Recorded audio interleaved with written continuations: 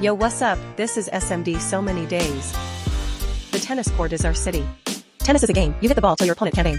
When your opponent misses the ball, you win, yes. You send the ball till your opponent misses. Well, how do you do that? Sending kisses. Well, to start off, hitting the ball is the main key.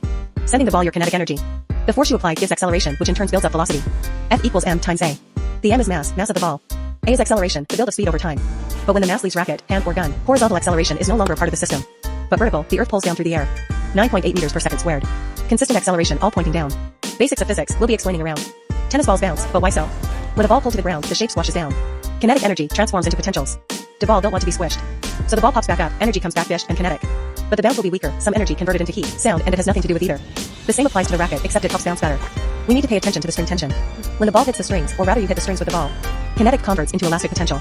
The strings don't want to be bent, so it pushes the force direction back. That's so cool, isn't it? So cool and awesome, physics is the best. But how or why am I able to hit the diagonal? Trigonometry, fool, it's actually really cool. Because the components, left, right, up, down, forward, and back, gravity pulls down. Higher you hit the ball from the ground, the more airtime persists. Force exerted on an object gives distance. The farther up it goes, the more potential energy it may have. And same goes, the farther up you want the ball to go, the more energy you need to apply to it. So, energy is the ability to do. Work is force causing displacement. Almost the same applies to the horizontal. The more force applied horizontal, the further speed and distance the ball, but gravity ain't pulling down because there's no down in this horizontal system. Left, right, up and down, what does it all make? An arc, or rather the diagonal, not quite horizontal nor vertical. Even the same force applied, the outcome ain't always the same. Because the angle is essential to the game. Whatever comes up must come down. Gravity accelerates your balls towards the ground. That's why sometimes when you hit your ball across the court, you need to adjust the angle a little to increase the airtime. The distance for a bigger arc angle determines the components. The more pointed up or down, the more vertical the force. The more pointed straight or back, the more horizontal.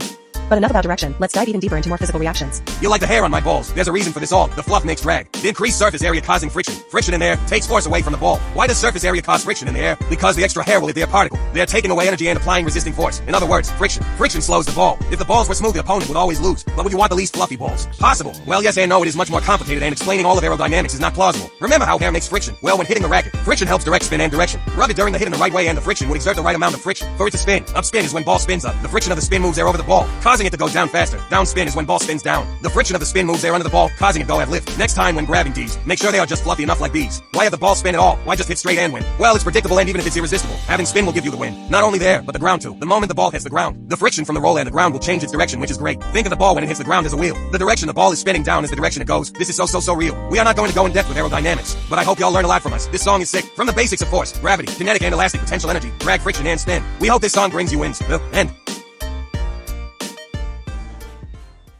Thank you for watching.